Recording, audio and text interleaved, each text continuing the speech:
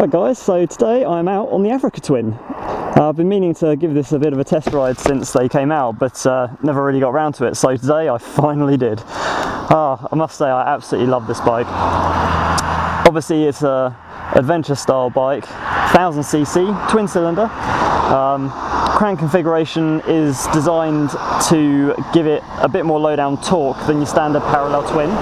So it's actually acts and sounds more like a V-twin than it does a parallel twin, but that's brilliant for both on-road and off-road riding because it's just got so much torque, this thing. I mean, 1000cc, it only produces 90 brake horsepower, but to be honest, that makes no difference because it produces a ton of low down torque, and when you're driving along, that's what you feel, that's what you notice. I mean, I've been driving this thing around for the last sort of 20 minutes. This is actually the automatic version as well, and I must admit, it's just so torquey and so powerful. You get up to speed so quickly, you don't even notice. I was going along, I thought I was doing 35-40, turned out I was doing 70. It's just so comfortable and gets there so fast. And in standard drive mode, it changes gear so smoothly, you just don't notice how fast you're going. It does have sport mode as well. So if you stick it in sport mode, it'll rev line every single gear, and again, that is just immensely fun. It just, the speed is lovely. It's such a comfortable bike as well. The one reason I love these styles of bike is because I'm quite tall. Well, I am and I'm not. I mean, I'm 6 foot. I suppose this day and age I'm actually quite average height, but I consider myself to be relatively tall.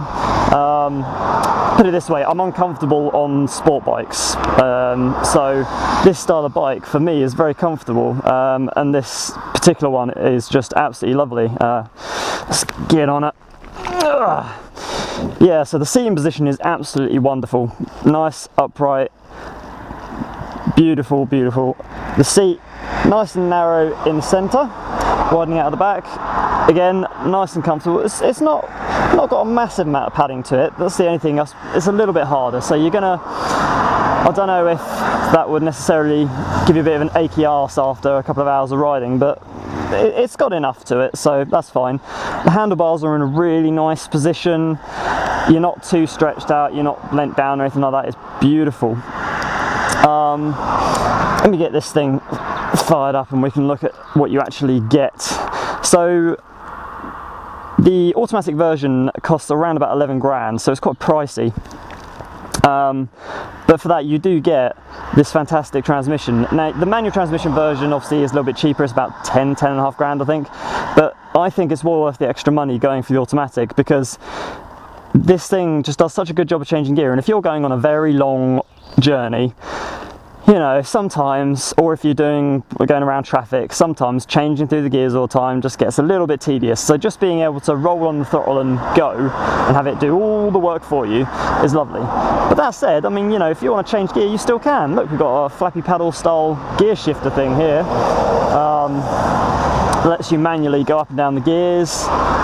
You know, you can actually get, that's another thing, I was talking to the guys in the shop, you can actually get a lever, like a gear lever for the automatic, and it basically just does the same as what these flappy paddles do. So you're still basically pressing a button to tell the computer to change gear, but you're doing it with a traditional style foot pedal, so you kind of get the feeling like it's a manual even though it's an automatic. So it, you know, for me it's worth that. It is definitely worth paying the extra money and getting the automatic version because you can get the same feeling, but you've got more options available to you than you do with the standard manual. Just trying to say what else I was going to say about this thing. I am speechless because I am enjoying myself so much on the old girl. I really want one of these things. I really, really want one of these things. It's not too heavy either. I mean, for an adventure bike, it's quite alright. I mean, I think the official stats do say it's a bit on the heavy side, but it hides its weight well. I mean, I do not feel like this is a heavy bike at all. I actually think the BMWs feel a bit heavier, but you know, I could be wrong. I could be wrong. Right, let's take this thing out for a quick ride. Like I said, I've been out riding this thing for about 20 minutes now. I do actually need to get it back to the shop, unfortunately, but I can take it out for a little bit. The only thing is though, I'm so used to riding manuals now. With this automatic, I do especially when I'm coming to a stop, I get confused because this here is not a clutch lever. This is a handbrake.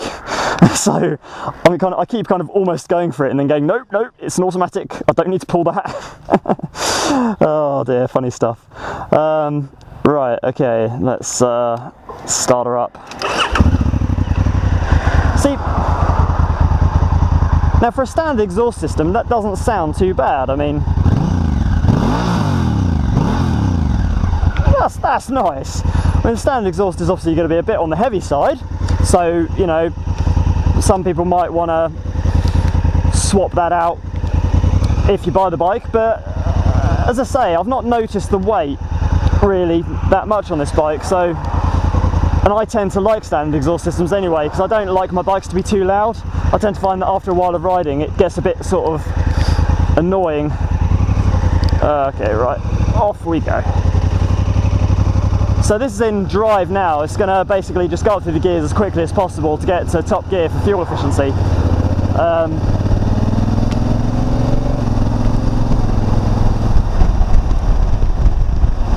Yeah, see, it's already got up to 6th gear and I'm only doing like 40 miles an hour, which is quite funny.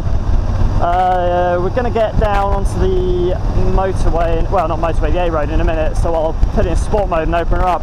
The only thing is, this screen, for my height, I do get a lot of wind buffeting around my head, especially at higher speeds. So if I buy this bike at some point, I'm going to have to get an aftermarket screen on it, I think. Oh, that's the other thing about it. This is actually a general gripe with all new Hondas, not just this one, but this instrument panel here. I mean, this is very cluttered.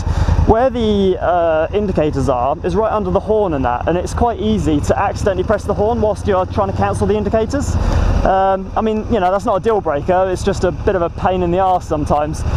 You know, you accidentally beep the horn, people are looking around at you going, well, you know, what do you want? And you're like, no, sorry mate. I just accidentally pressed it whilst trying to cancel the indicator. Right, I've just put it in sport mode now. We're going to take it for a little blast up here. Just see what this thing's like. Right, let's go.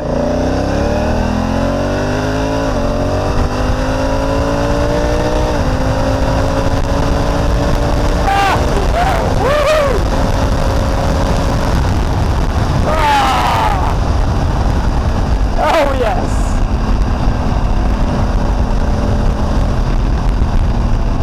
Oh man, that is beastly. I want this bike. I love this bike.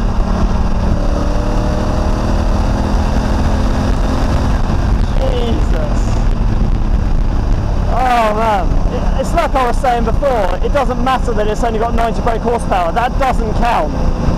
It's the torque that counts, and this just has mountains of it. Oh, okay, we're back at the shop. Right, that was a very, very short review. I'm sorry about that. I'm going to have to give the bike back now anyway, but I just wanted to do a quick one just to give my first impressions of this thing. Oh, I absolutely love it. Oh, I don't want to give it back. I want to keep it. I don't really want to pay 11 grand for it, but I want to keep it. Okay guys, that'll do.